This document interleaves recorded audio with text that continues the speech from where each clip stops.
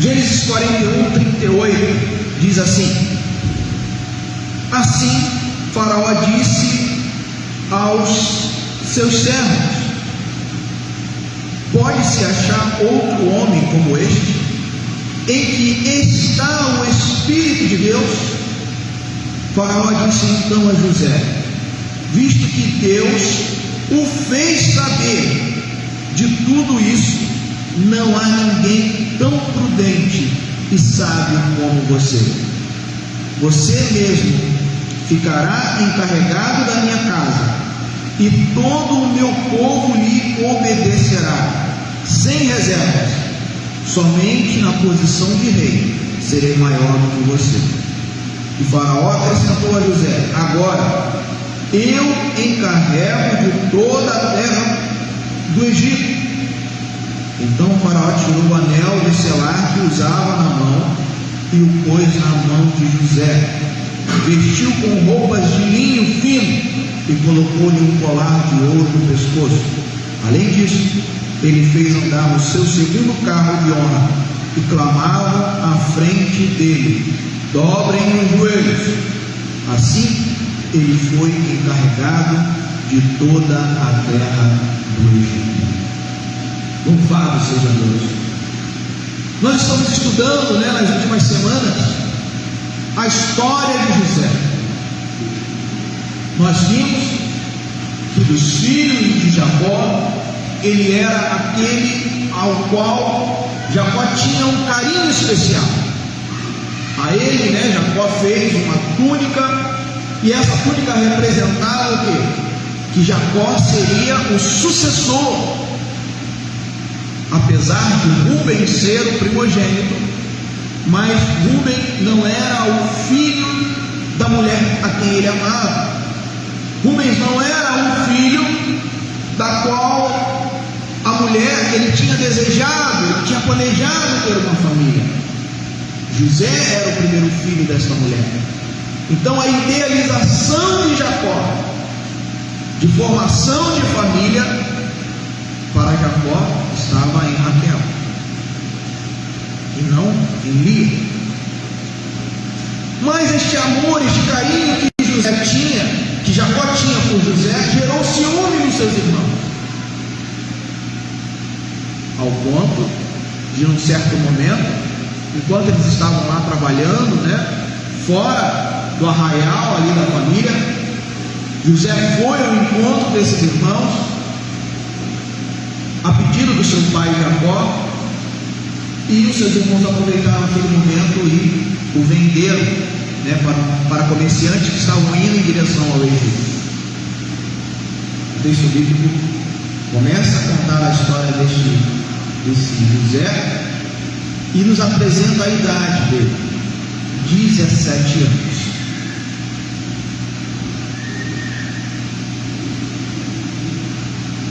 Ao chegar no Egito, ele é vendido a Potifar. Ele fica na casa de Potifar. Potifar enxerga um diferencial na vida de José. A casa de Potifar prospera. Por isso Potifar olha para José e diz: este menino é diferente, este jovem é diferente. Há algo diferente neste jovem, e ele entende que é o Espírito de Deus, mas não um Deus que ele conhecia, o Deus que o Egito conhecia. E aí a história vai contar que José foi próspero naquele lugar, mas aí se levantaram as lutas, As lutas também se levantaram. José saiu numa posição de servo, de escravo. A mulher de Potifar olha para ele, tenta ter uma relação íntima com ele, mas o texto bíblico diz que, mesmo estando naquela posição de servo e de escravo, o Espírito de Jeová estava sobre ele. Potifar não sabia que Espírito era o Deus que José servia, pois o Egito conhecia muitos deuses. Mas a Bíblia nos garante que o Espírito que estava atuando na vida de José era o Espírito de Jeová, o Deus verdadeiro, o único Deus. José nega ter relações com a mulher do seu senhor. Ela arma ali, uma situação. José é lançado no cárcere. Não era qualquer cárcere, um cárcere especial, um cárcere dos traidores do reino do Egito. Mas mesmo ali, o Espírito de Deus estava sobre José. O Espírito de Jeová estava sobre ele. E o texto vai nos dizer que mesmo naquele lugar, num cárcere de segurança máxima, dos traidores do reino do Egito, mesmo ali, ele tinha uma certa liberdade. Mesmo ali, algo acontecia na vida de José. Mesmo ali, no lugar de pranto, no lugar de dor, no lugar de falta da liberdade, ali estava o Espírito de Deus. E tudo que José fazia, ele era bem sucedido. Foi ali, naquele lugar, que o Espírito de Deus se manifestou na vida de José, e ele pôde interpretar o sonho do chefe dos padeiros, e do chefe dos copeiros. Irmãos, como um ser humano, José, ao interpretar o sonho do chefe dos copeiros, ele diz: por favor, quando você sair daqui e tiver tudo bem com você, lembre-se de mim. E nós vimos nos estudos passados, que como um homem, e a pastora Luísa falou aqui de forma muito bela, muito cheia da unção de Deus, que nós seres humanos somos ansiosos. Somos ansiosos. Se Deus falar algo para nós, ou se algum irmão usado pelo poder de Deus falar algo para nós, a gente quer que aconteça logo. Quando a gente planeja algo, a gente quer que chegue logo aquele tempo, que as coisas aconteçam, porque a nossa natureza é uma natureza ansiosa. A gente quer tudo para ontem. E vivemos numa sociedade que alimenta essa ansiedade em nossas vidas. Eu estava lendo um artigo sobre os norte-americanos, e esse autor estava dizendo que estamos vivendo numa sociedade fast food, Tudo é rápido, tudo para ontem. O café tem que ser expresso, a comida tem que ser rápida, tudo é rápido, não se pode perder tempo com nada. E aí, com isso, como a pastora Luísa falou aqui, nós, servos do Senhor, muitas vezes, se nós não vigiarmos, entramos nesta rotina. A gente já acorda com um planejamento na cabeça, a gente já acorda olhando o celular, já acorda mesmo sentindo, como a pastora Luísa falou, mesmo sentindo dores, mesmo preocupado, mesmo cansado, a gente quer executar, quer fazer. E às vezes não paramos para meditar, agradecer a Deus, consultar a Deus. Mas José interpretou o sonho do chefe dos copeiros, e conforme ele havia interpretado o sonho, assim aconteceu. Agora chegamos numa fase em que o faraó teve um sonho, e este sonho intrigava a mente do faraó. Os sábios não conseguiram interpretar, os magos não conseguiram interpretar, ninguém havia conseguido interpretar. Este sonho é contado, e o chefe dos copeiros lembra que quando eles estavam presos, José havia interpretado o sonho dele. E o que acontece? 2 anos se passaram. 2 anos. Foi aí que o chefe dos copeiros se lembrou de José, dizendo: lembra-te de mim quando tudo estiver bem. Tudo estava bem para o chefe dos copeiros. Ele voltou a servir ao faraó, mas entrou na rotina do palácio e se esqueceu daquele que estava lá, que havia interpretado o seu sonho. Mas nada foge ao controle de Deus, meus irmãos. É no tempo certo, é na hora festa que Deus começa a agir. Não é no meu tempo, não é no seu tempo. Deus tem um plano na nossa vida, e é Ele que executa esse plano no tempo dele, na hora dele.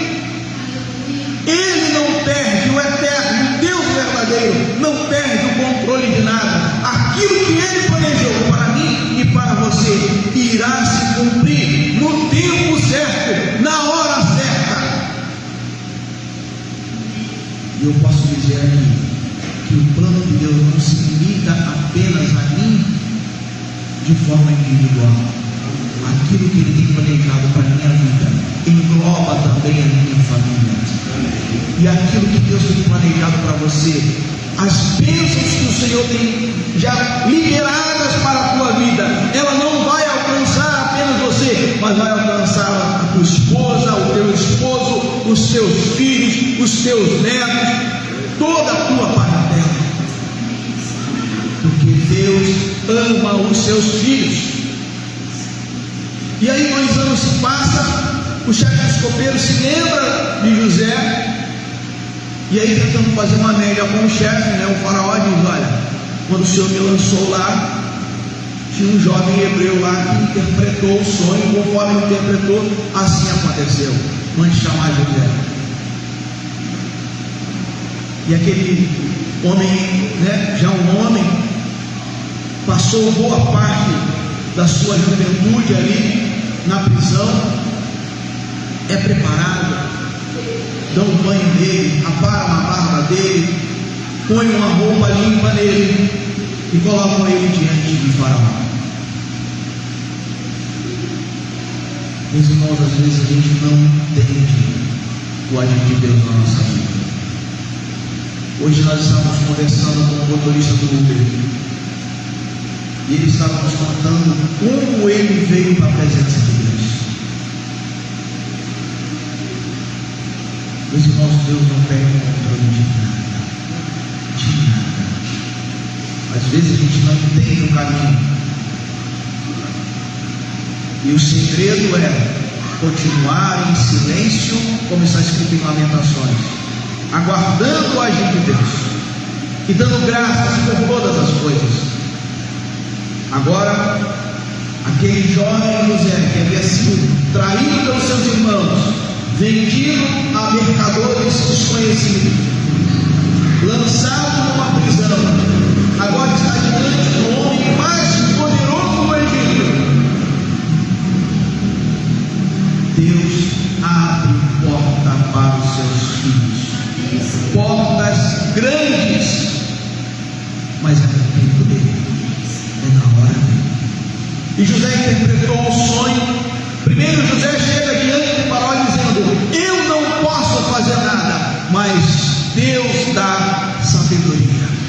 Deus é quem falará, faraó, a interpretação deste sonho, para que lhe traga shalom, para que lhe traga paz. Uma outra coisa eu aprendo como servo de Deus, meus irmãos, nós temos que entender a nossa posição de servos. Entendermos que não somos nós que realizamos nada, é o Senhor quem faz tudo nas nossas vidas. Temos que ser apenas instrumento, estando num calabouço ou estando diante dos poderosos.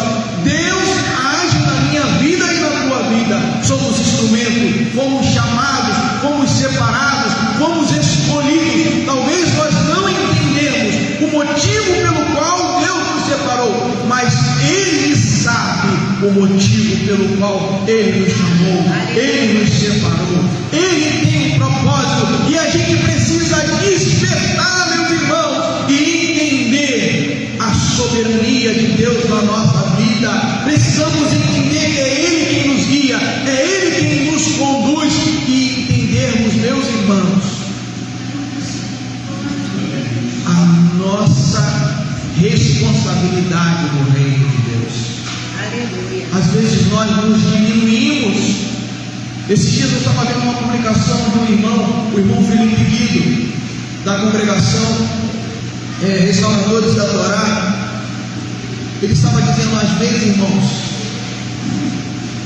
nos achamos fracos por pessoas que se acham fortes, quando nós nos comparamos com ela. Nós é que nos diminuímos ao nos comparar com o outro.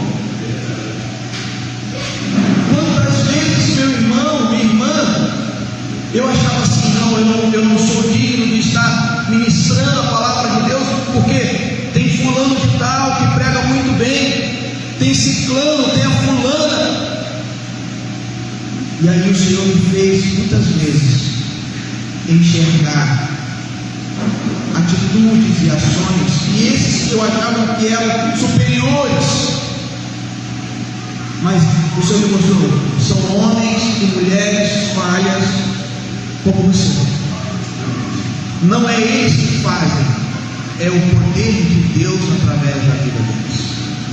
Então, quando José chega diante do homem poderoso da terra da Judá, ele diz: não sou eu que faço, é o poder de Deus que é bom na minha vida. E aí José conta o sonho, traz a interpretação do sonho para o faraó, e o faraó diz, e ainda aconselha, né? E ainda aconselha o faraó: separe homens para que eles possam administrar, né? Porque seriam anos de fartura, mas também haveriam anos de muita escassez. E o texto que nós lemos aqui diz que Faraó, olhando aquele homem que veio do calabouço, que veio da prisão, Faraó olha para ele e diz: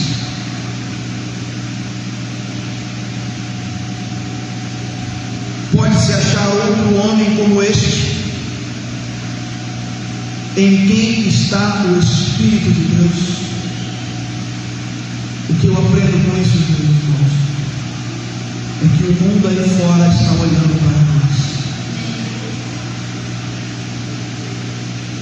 E muitas vezes o mundo quer dizer, por um acaso, há homem como este André, em que há o Espírito de Deus? Há uma mulher como esta Raquel, que há o Espírito de Deus?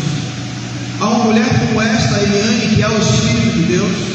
Há uma mulher como esta Priscila, em que há o Espírito de Deus? Há um homem como esse Carlos, que há o Espírito de Deus?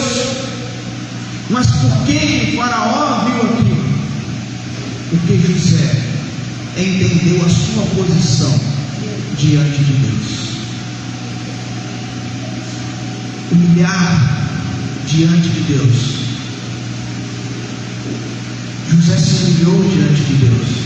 Ele poderia dizer: não, eu interpretei o sonho, eu fiz, eu aconteci lá na casa de Potifar, eu prosperei na casa de Potifar, eu prosperei lá no cárcere. Não, ele disse: eu não posso fazer nada, o nosso Deus pode fazer tudo. Eu não posso te dar uma palavra que te traga paz, mas o que Deus falará através de mim te trará a paz. E quando ele sugere, um ato de intrepidez, um ato de coragem, e aí eu aprendo que os servos de Deus precisam ter coragem para falar das coisas de Deus, coragem para testemunhar do poder de Deus. Precisamos de coragem, precisamos abrir a boca, meus irmãos, porque se a igreja, se o povo de Deus não influenciar este mundo, está caindo no erro, porque é assim que diz a palavra. Nós precisamos ser luz, nós precisamos brilhar a glória de Deus, não precisamos nos calar, precisamos testemunhar com atos e também, se possível, com palavras. O faraó fica impressionado e diz para todos que estavam ali acompanhando aquele diálogo: por acaso há algum homem como este, cheio do Espírito de Deus? Mas Faraó, assim como Potifar, conhecia muitos deuses, e ao ponto de dizer para José, nós vamos ler na sequência deste capítulo, que o faraó permite José cultuar o seu Deus. Mas ele está dizendo: nós do Egito continuaremos cultuando Ra, o Deus Sol, mas você pode continuar cultuando o seu Deus.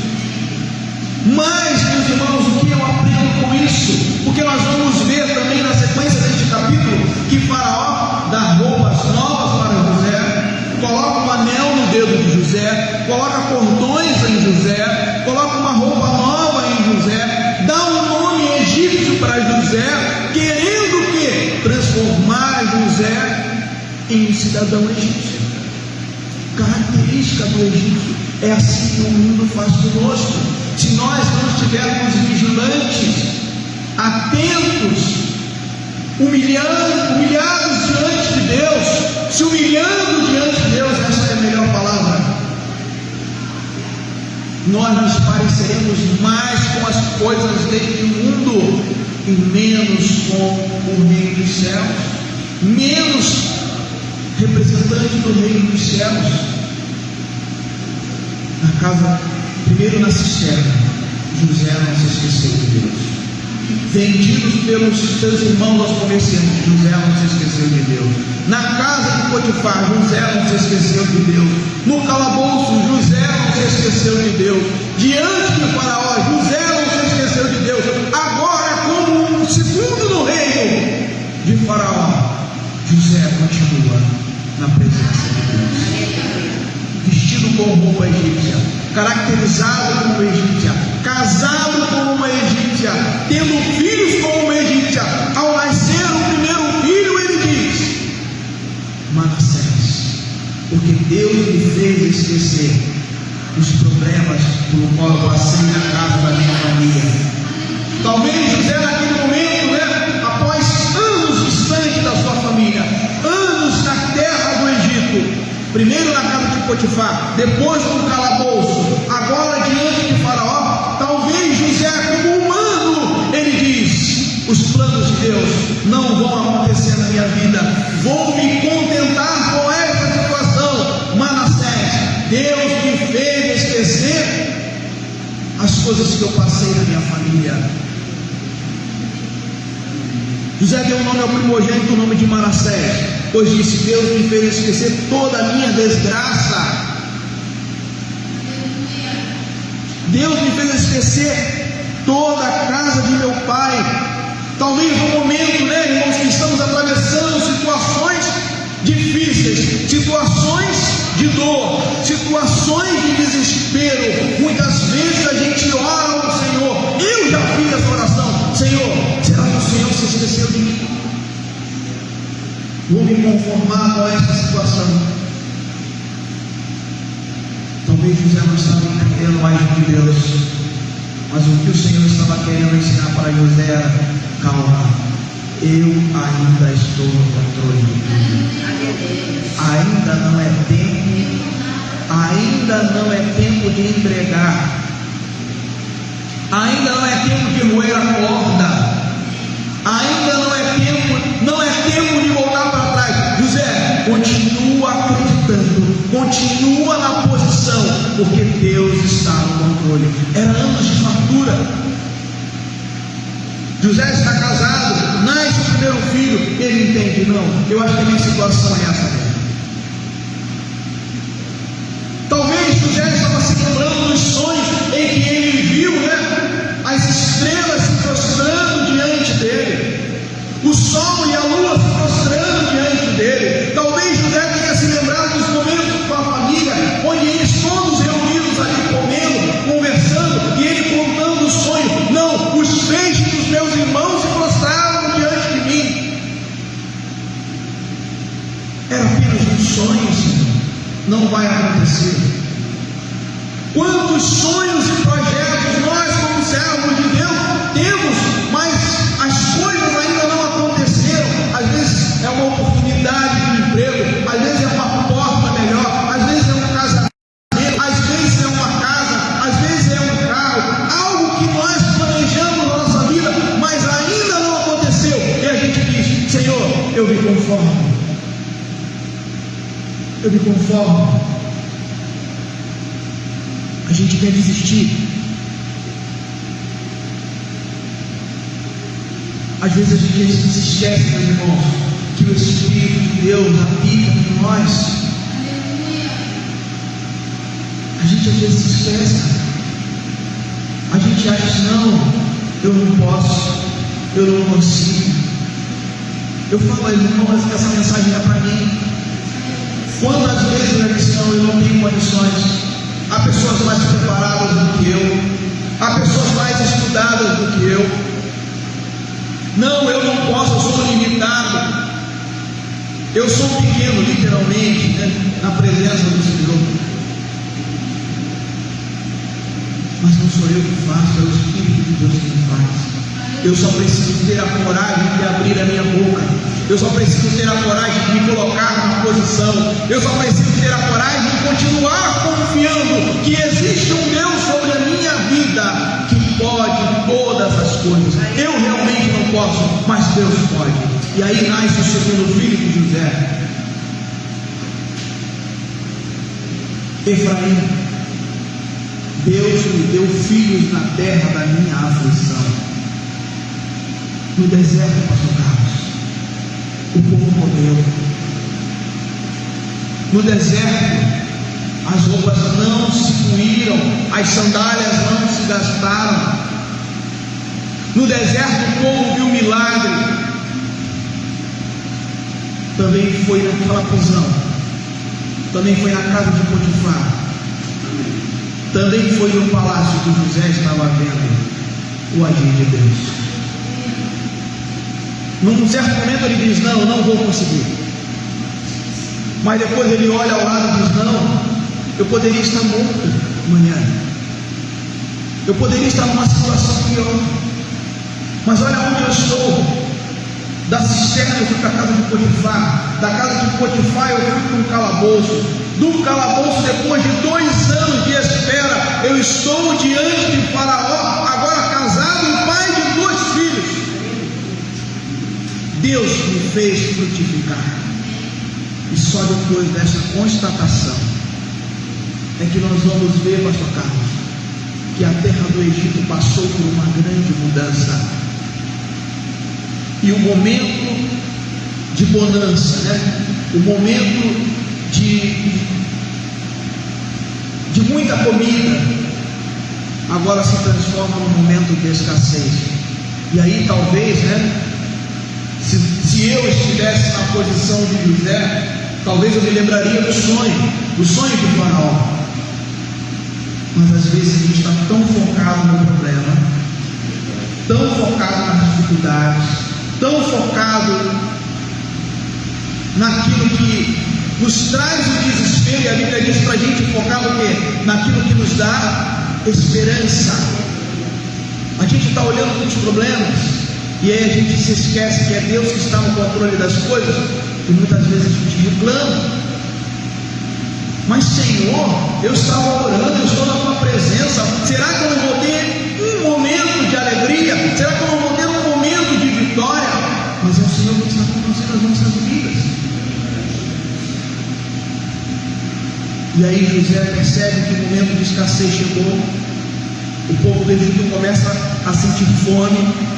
E não só o povo do Egito começa a sentir fome, as nações em volta começam a passar por fome. E aí não só o povo do Egito vem procurar Faraó, e Faraó diz, não, eu não tenho essa administração, procurem José. E aí José está na posição de receber o povo do Egito e os povos, né, das nações, e tudo aquilo que ele havia estocado, como foi a direção de Deus, ele começa a vender. Mas o sonho que ele teve ainda não havia se cumprido. As estrelas ainda não haviam se curvado diante dele, o sol e a lua ainda não haviam se curvado diante dele, os feitos dos seus irmãos ainda não haviam se curvado diante dele. Talvez eu e você nessa posição nos conformaríamos e diria, não, essa situação, vou ficar aqui. Mas o texto bíblico vai dizer que os seus irmãos, a casa de Jacó passou necessidade, e Jacó incentiva os 10 filhos a irem para o Egito. E esses 10 filhos de Jacó chegam ao Egito, estão diante de José, porque o texto vai dizer que era José, o responsável pela venda, dos alimentos. E aí ele toma aquele choque. O plano de Deus começa a entrar em execução. O plano de Deus começa, aliás, o plano de Deus nunca deixou de ser executado. José é que não estava atento ao agir de Deus. Não estava atento. E aí quando ele olha os irmãos, ele toma um choque. Está acontecendo. Os meus irmãos estão aqui. E aí ele abre um plano, E ele diz: olha, vocês são intrusos, vocês são espiões. E aí aqueles homens, não reconhecendo quem era José, porque ele estava caracterizado de egípcio, e eles começam a contar a história da vida deles. E José, como um homem como eu e você, cheio de limitações, chora muitas vezes ao ouvir os relatos daqueles homens, seus irmãos, e entende que o seu pai ainda é vivo, que a casa do seu pai ainda existe, que os seus irmãos ainda existem. Mas ele chora quando os irmãos dizem para ele: há um que ficou com meu pai e há um que se perdeu. E ele chora. Mas ao mesmo tempo que ele chora, meus irmãos, Deus começa a revelar a ele o que ele não sabia. Quando ele ouve Rubens dizer, repreender os seus irmãos, que aquilo que eles fizeram era errado, e que agora eles estão entendendo que Deus está cobrando deles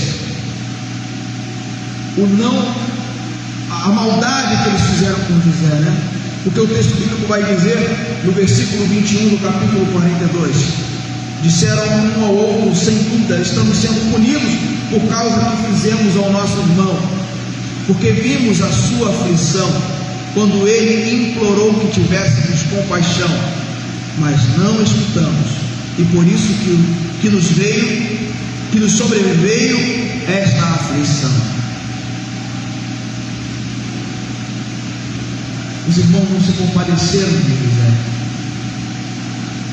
José estava aflito. Davi, o autor de Gênesis, dizer que a sua alma estava aflita. Talvez o desespero de José, naquele primeiro momento, naquele primeiro ato, foi algo doloroso demais, em enxergar o sofrimento dele. Mas os irmãos não tiveram compaixão. E Rubem chama a atenção dos seus irmãos. Falar o pacate. O que se planta se colhe. Falar o pacate. Toda ação vai gerar uma reação. Falar o pacate, o ciclo, vai se voltar contra nós. Deus agora está requerendo de nós, por não termos tido misericórdia do nosso irmão. E aí o texto bíblico vai dizer que José fez, elaborou todo aquele plano, permitiu que os irmãos voltassem para a terra de Jacó. Simeão ficou preso, mas tudo estava no controle de Deus. O texto bíblico vai dizer que o alimento, que José permitiu que fosse enviado para a terra de Canaã, estava se acabando. Simeão estava preso lá, José aguardando a volta dos seus irmãos junto com Benjamim.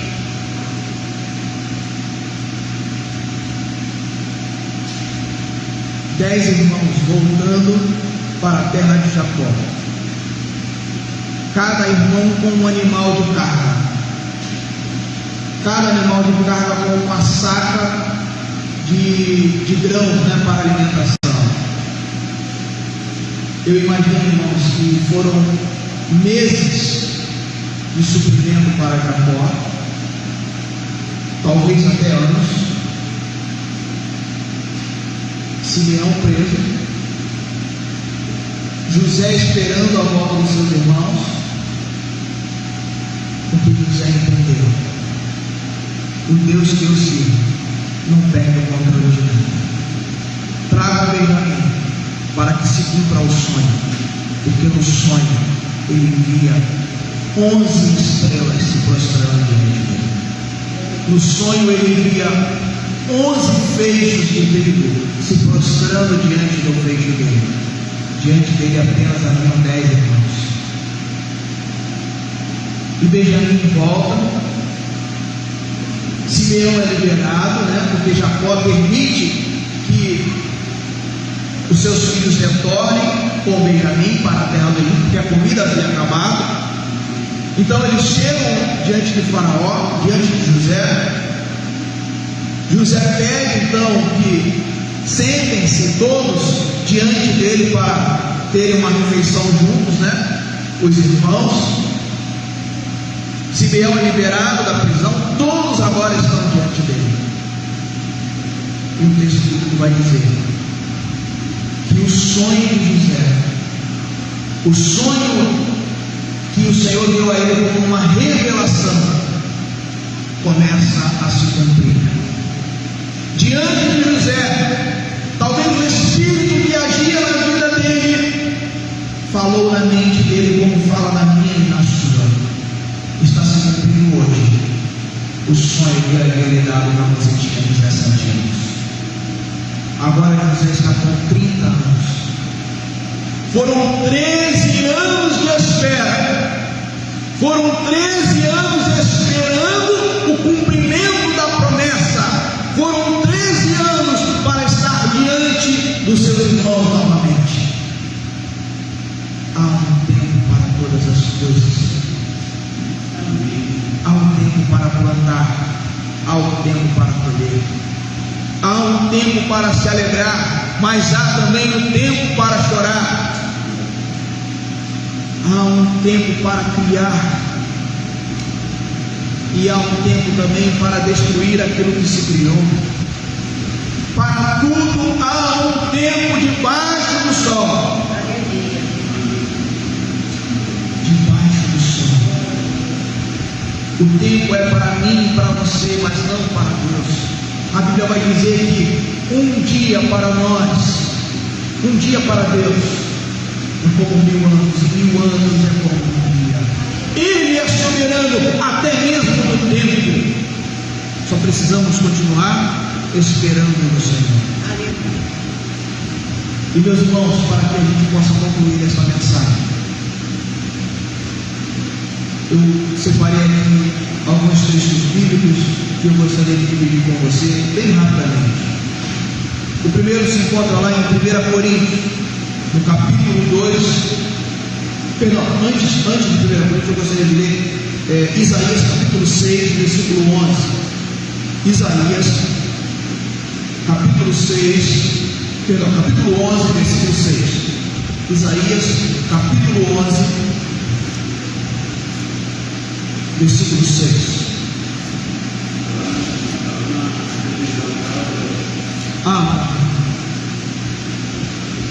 Isaías 11, 6. Naquele dia, o lobo e a ovelha viverão juntos. É isso? Eu acho que na minha tradução está um pouquinho diferente. Deixa eu só enxergar aqui.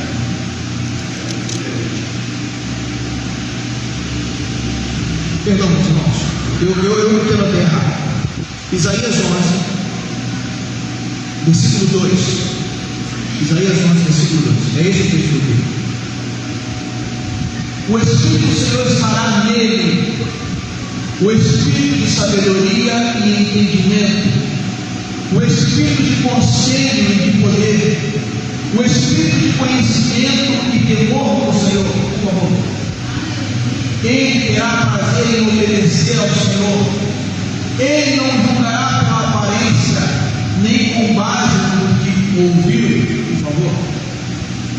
Vamos até o versículo 3. Mas fará justiça aos necessitados e defenderá os pobres. Por sua palavra, como se fosse um cajado, ferirá a terra e matará o perverso com o sopro de sua boca. Apenas até. Esse Espírito é o Espírito que vem de Deus, o Espírito da sabedoria, o Espírito do entendimento, o Espírito de conselho e poder, o Espírito de conhecimento e do temor a Jeová. Era esse Espírito que atuava na vida de José, era esse Espírito que também atuava na vida de Jesus. E podemos dizer, meus irmãos, que José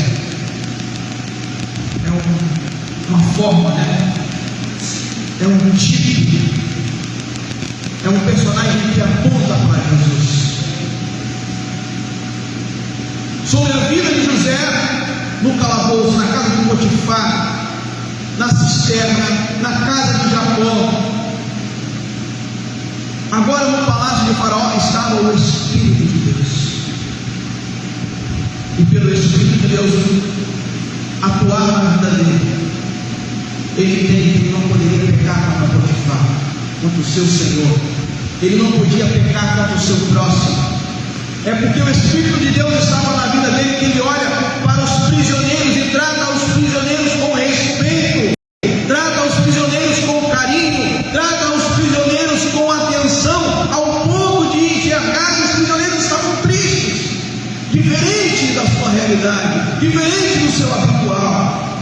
Claro, estavam dentro de um calabouço, estavam presos, mas por o Espírito de Deus estar atuando na vida de José, ele se importa com o sofrimento dos presos, ele não quer saber o motivo pelo qual eles estão ali, ele está querendo saber por que hoje você está desse jeito, por que hoje você está dessa forma, porque o Espírito de entendimento, o Espírito de sabedoria, o Espírito do temor a Deus, ele entendia que era um ser humano, um ser criado pelo amor de Deus. E Jesus também se compadecia do povo, Jesus também se compadecia dos enfermos, Jesus se compadecia daqueles que eram taxados, Jesus se compadecia daqueles que eram negados pela sociedade. Não importa se era uma prostituta, se era um encarcerado, se era um publicano, não importa, Jesus se importava, ele não queria saber o que eles estavam praticando, Jesus queria saber por que você está assim, o que te traz a este lugar. Às vezes nós estamos preocupados com a história do irmão, a gente está preocupado com... Não, o Senhor diz para a gente amar o nosso próximo. O Espírito de Deus já está na nossa vida, porque Jesus orou ao Pai em João capítulo 14, versículo 16. André, coloca aí para nós, João 14, 16. E eu pedirei ao Pai, e Ele dará a vocês outro Consolador, que nunca deixará vocês. Por favor, é o Espírito da verdade. Veja que a mensagem se completa. O Espírito de Jeová estava sobre José. Isaías, no capítulo 11, versículo 2, vai dizer quem era esse Espírito, o Espírito da verdade. Jesus agora está dizendo: o Consolador que eu vou pedir ao Pai para estar com vocês é o Espírito da verdade, é o Espírito que atuava em José, é o Espírito que atuava em Jesus. E a mensagem continua: o mundo não pode receber, porque o mundo não vê nem o conhece, mas vocês o conhecem, porque Ele mora em todos agora, e Ele estará em vocês. Jesus clamou ao Pai dizendo: Pai, não se limite a mim, me dando esse Espírito, mas derrama desse Espírito sobre a vida deles também, daqueles a qual o Senhor me deu. O mundo vai nos enxergar, irmãos, diferente se nós dermos lugar ao Espírito de Deus, se formos ousados em falar da palavra de Deus, em pregar a verdade bíblica. É isso que o mundo está esperando. A Bíblia vai dizer que a natureza clama por isso. Por favor, não, eu não abandonarei vocês, nem o deixarei órfãos, eu voltarei para vocês. Gálatas capítulo 4, versículo 6, André, por favor. Mateus. Tu dobra o seu papel, André. Desculpa, Mateus. Gálatas 4, 6. E porque vocês são seus filhos, Deus enviou o Espírito de seu Filho ao coração de vocês e clama: Abba, Pai. É por isso que Jesus está dizendo: não deixarei vocês sozinhos. O Espírito do Filho agora está habitando em mim e em você. Não deixarei vocês sozinhos. O Espírito que atuava em José, o Espírito que atuava em Jesus, que nós conhecemos como o Espírito Santo, o Ruach de Deus, o sopro de Deus, o poder de Deus, atua em mim e em você. Por isso que Deus não se esquece de mim e de você, porque em nós habita o seu Santo Espírito. E porque vocês não são mais escravos, mas verdadeiros filhos. E uma vez que são filhos, Deus lhe dará tudo o que ele tem. José sai da posição de escravo, agora é governador.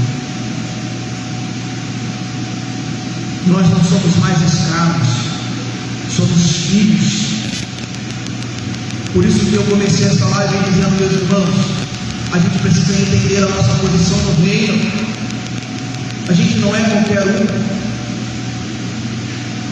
1 Coríntios capítulo 2, versículo 12, Mateus, 1 Coríntios 2, 12. Mateus e André e Mateus.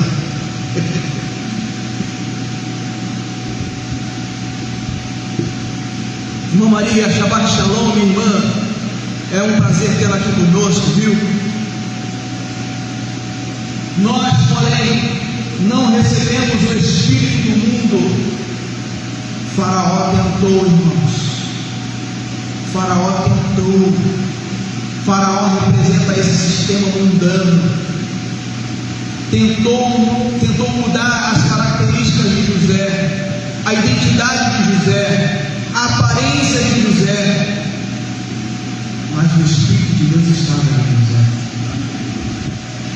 Nós, porém, não recebemos o Espírito do mundo, mas o Espírito enviado por Deus, para que possamos entender os admiráveis dons da graça e bênçãos concedidas por Deus a nós.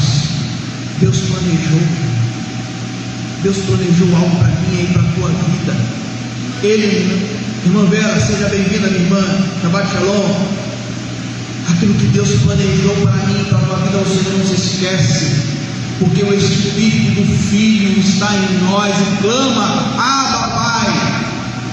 O Espírito do Filho, o Espírito de Deus, o Espírito Santo, que o texto vai dizer que desceu como uma pomba quando Jesus saía do rio ao ser batizado. Ele agora está em mim e em você, e é esse Espírito que clama ao Pai, que lembra ao Pai que nós estamos aqui, que lembra ao Pai que estamos em aliança com Ele, que lembra ao Pai que Ele tem um plano para a nossa vida, para a nossa casa, para a nossa família. Nós só precisamos, irmãos, hoje, através do sacrifício de Jesus, é não se esquecer que existe um Pai que cuida de nós, que não está limitado ao tempo e que na hora certa vai agir.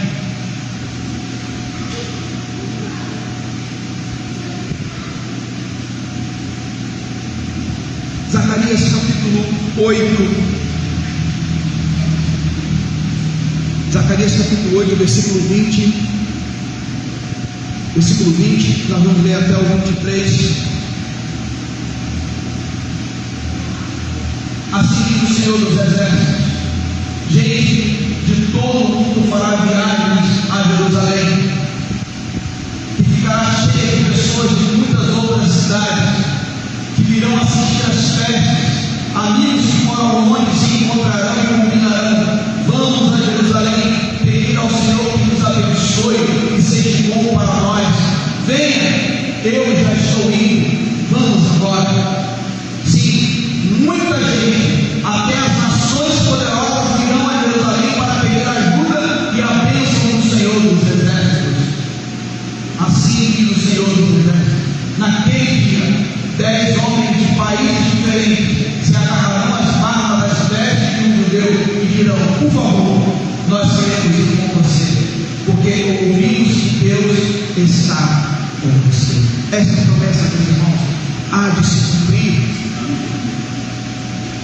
esse texto, meu irmão, eu me lembro da passagem daquela mulher que, com fluxo de sangue, morrendo, ela toca na orla das vestes de Jesus. A mulher representa as nações que estão perdendo a vida, mas que num certo momento elas vão despertar e vão dizer: nós precisamos deste judeu chamado Jesus. As nações despertarão, sabe por quê, meu irmão? Porque assim como as nações foram até o Egito buscar comida. João capítulo 6, João 6,48 vai nos ensinar algo. João 6,48: sim, eu sou o pão da vida. Eu sou o pão da vida, disse Jesus. Por isso que as nações um dia hão de despertar, meu irmão, e eu e você já fazemos parte deste projeto de Deus.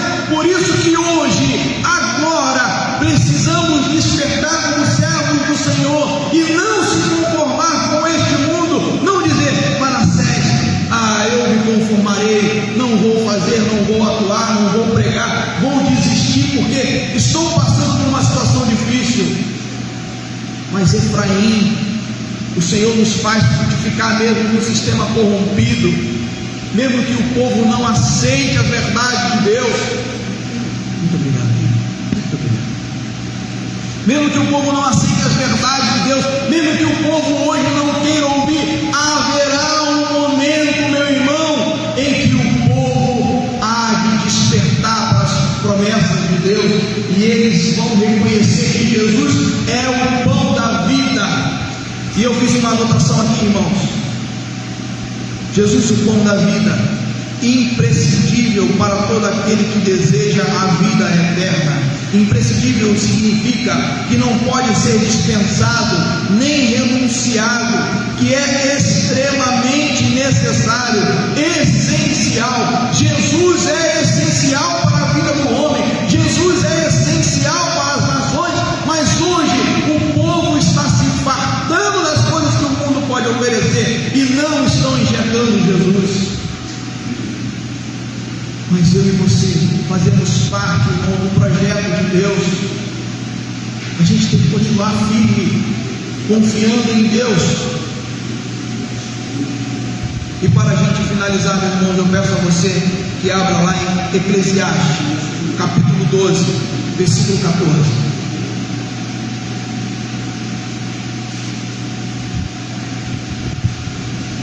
Eclesiastes, capítulo 12, versículo 14. Enquanto o Mateus está colocando ali.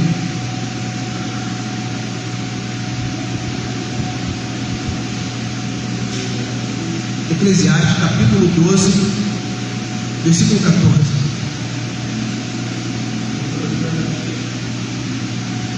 Posso seguir, não? Então abre aqui.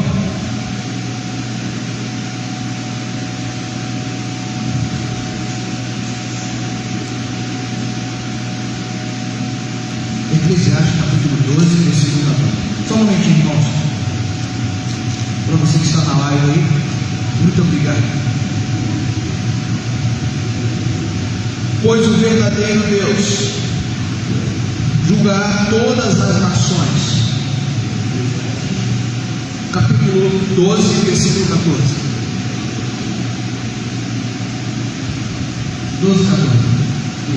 Pois Deus vai julgar tudo o que foi feito, até aquelas coisas que ninguém conhece, sejam elas boas ou más. Assim como aconteceu, irmãos, com José. Ele conseguiu perceber, quando seus irmãos estavam ali conversando, que Rubem foi um dos seus irmãos que tentou, fez o possível para que ele não fosse vendido, que nenhum mal fosse, que os seus irmãos pudessem fazer contra ele. Ele não sabia que Rubens tinha tido aquela atitude. Por isso que o texto bíblico vai dizer que ele escolhe quem? Simeão para ficar preso. Ele poderia ter escolhido Rubens, o primogênito, mas ele escolhe Simeão, porque ele entende que Rubens, de todos ali, foi o que tentou. E o que eu quero dizer com isso, meus irmãos? Que haverá um dia da prestação de contas. Haverá um dia que nós estaremos diante do trono de Deus. Haverá um dia que todas as nossas obras serão medidas.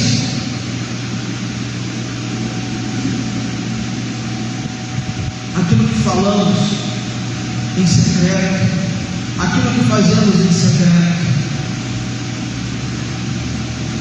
qual tem sido a minha e a tua atitude no reino de Deus?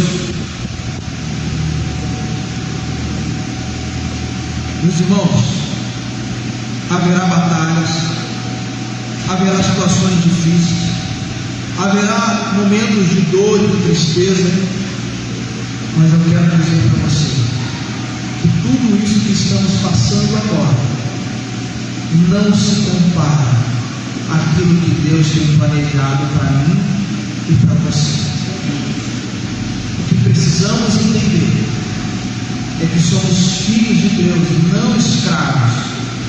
Escravo a quem está no pecado, escravo a quem não enxerga a Deus, escravo é quem está em desobediência à palavra de Deus. Nós temos o Espírito do Filho, nós temos o Espírito de Deus, e Paulo vai dizer que o Espírito do Filho que está em nós clama: Abba, Pai. Por isso que o Senhor olha para nós todo dia, todas as manhãs, nos permite, ser agraciado pelas suas misericórdias. É por isso, irmãos, que o Senhor diz: se esforce em conhecer a palavra, as instruções do Pai, e continue olhando para o testemunho de Jesus, porque é aí que nós vamos alcançar sabedoria, é aí que nós vamos alcançar vitória. É aí, meus irmãos, que a luz do Senhor vai brilhar de forma tão poderosa que do mais simples dos homens aos mais poderosos dos homens enxergarão em mim e em você a luz do Senhor, e que essa vaidade passe bem distante da minha vida e da tua vida, mas que o nome do Senhor seja glorificado na minha vida e na tua vida. E assim eu agradeço a minha oportunidade e encerramos esta